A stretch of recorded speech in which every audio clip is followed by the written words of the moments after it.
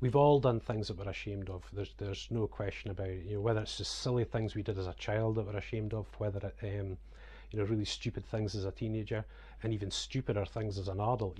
We've all got them. And what these things do, link like a chain from now till your past. And for a lot of us, it's the very thing that stops us moving forward.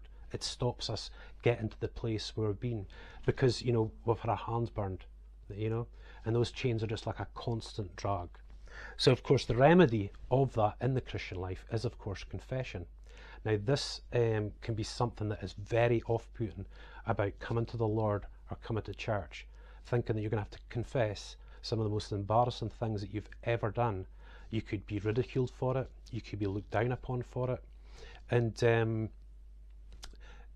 this is the thing that can really put a person off. So just from my experience, I want to share with you from my experience personally.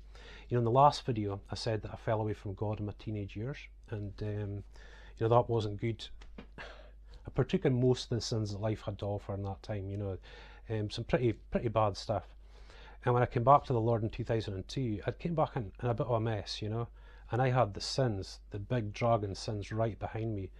But when I came to church, I had this thing, I didn't want to admit it, I didn't want to share it. I was prideful, I was stood up straight, But for some reason, the pastor's wife, I'd actually known the pastor's wife for many years, but for some reason, I was kind of drawn to her to confess these sins and to share with these sins, get them off my chest, And when I did, that was the time where the slate was wiped clean and I was forgiven.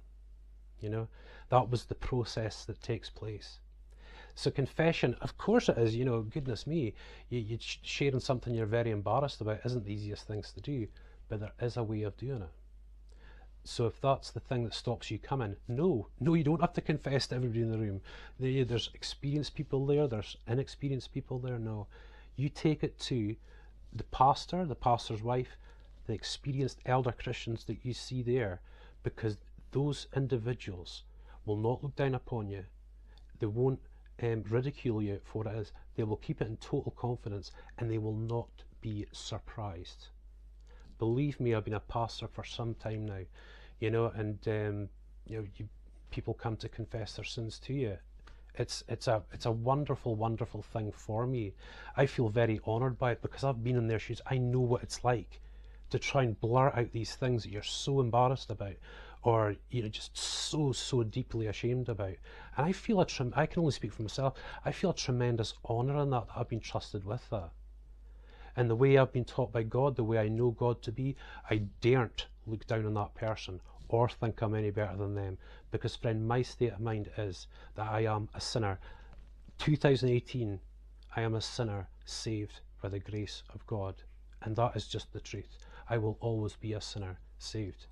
Saved by the Lord through grace. That's it, And this is it. This is the thing, people. And I don't blame you. It's a very concerning thing to do, but that is the way of being a Christian. You confess your sins, because what happens then, my friend, is, and this is the great bit. This is the bit that you get released into, is that all those chains, all those regrets, all those things, the slate gets wiped clean, and in time, all those memories start to fade. And when those memories start to fade, what you experience, and I say again, experience, it's not a delusion, you experience God's forgiveness. The slate is wiped clean. There is nowhere else you can do that in life aside from Jesus Christ. And it is an amazing gift. It's just tremendous, And like I said, if this is what's holding you back, then I've given you the answer in this video. This is the way that you do it. This is the way you step forward into that. And I'll take it a step further, just to finish off this video. I'll take it a little step further. That when you find your feet as a Christian, you start to mature. I can assure you, God forbid you've been raped. God forbid you've been abused. God forbid you went through this or that. Really. But God will use all those mistakes. He will make all of those things have purpose. Do you know what it feels like?